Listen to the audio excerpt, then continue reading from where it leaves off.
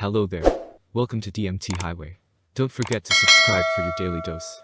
Let's trip. Why I don't backpack solo anymore. So this happened last year in Virginia and is also the reason I never backpack alone anymore. I was taking summer courses at the time and we ended up with a 3-day weekend in June, so I thought it was a great time to go explore some of the Virginian wilderness all. I did a Google search, found a state park with a trail that looked nice and let my roommate and family know the trail I was going to be on. When I got close to the parking area, I saw a little outdoor shop where people hiking the Appalachian Trail stop. I went in to grab a map of the area just in case I got lost. As I was talking to the owner, he mentioned a trail that's not well known that has a pretty cool waterfall and swimming hole. This piqued my interest, so I had him show me on the map. It took me outside the state park, but he said it was a great place to go. I paid for the map and thanked the owner. I texted my roommate and parents about the new trail, and I parked my car and set off on my adventure. I should note that the waterfall was going to be a side trip from my journey. I was planning 3 days 2 nights. I started on part of the Appalachian Trail and it was pretty packed with people, and some of them were really fun to talk to. As expected, as I got further and further from the main trails, I saw fewer and fewer people. Around early afternoon, 3 miles from my destination, I noticed it was unnaturally silent. No birds, no bugs, not even wind, and I had a feeling of being watched. I shook it off as me overanalyzing the situation. I got to the waterfall and it wasn't too spectacular, but it was cool to look at. Plus it had a good size area to swim in, so naturally, I stripped down to my skivvies and took a dip. It was pretty refreshing. As I was getting my clothes back on, I started whistling to myself. It was Chill Bill because it was stuck in my head. That's when I heard something whistle the same tune back. I thought it was a bird copying me, so I went back and forth with it and it'll repeat whatever I whistled.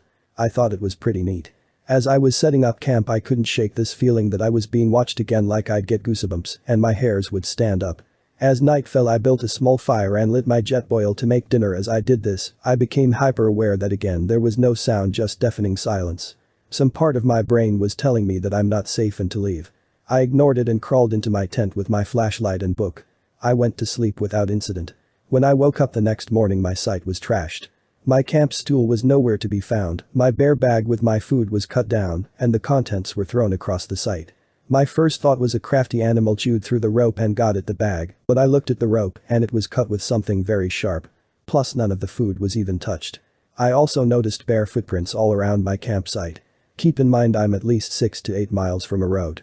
As I was looking at the mess, I heard a branch snap off in the distance. I turned to look in that direction. I saw nothing, but I heard that whistling again, my whistle from yesterday, but it was different. It sounded more sinister. It made my hair stand on end, and this is when I listened to my instincts to get the hell out. It sounded like it was a little off in the distance, so I packed up my camp as fast as I could. The whistling got closer as I finished stuffing the tent into my bag. I didn't bother with putting anything away properly. The whistling was incessant and sounded like it was coming for all directions. I got fed up with the whistling, stood, and I yelled into the woods, "Shut up, and what do you want?" It stopped whistling and it was quiet for a moment, then it repeated what I said in my voice. It sounded just like me but distorted as it came from an old TV. After I heard this, I immediately threw my pack on and ran the direction I came. I heard it moving just behind me, fast, switching between the whistle and my voice. It felt like it was toying with me, not coming too close but not being too far. Eventually, it sounded like it got further and further away from me. Then it stopped suddenly. When it stopped, I stopped and turned around. I wished I didn't because I heard the most bone-chilling screech ever coming from right next to me. That's when I started running again. I didn't look, I only ran. Less than a half mile I ran into a couple that was also backpacking. They saw the look of terror in my face and asked if that was me that screamed and asked if I was okay. I told them about what happened and they decided to not go down where I just came from. We moved to a more populated trail and as quickly as we could. As soon as I got back in my car, I drove to one of the park's ranger stations and reported what happened. Since the site was off park grounds, they told me it wasn't in their jurisdiction, but they'll send a ranger to investigate. The ranger station's parking lot ran right up to the woods, and when I was getting into my Jeep, I heard the Chill Bill tune coming from woods just in front of me. I never drove so fast in my life. When told my roommate why I was back after only one night, all he said was, "Bro, I'm never going camping with you."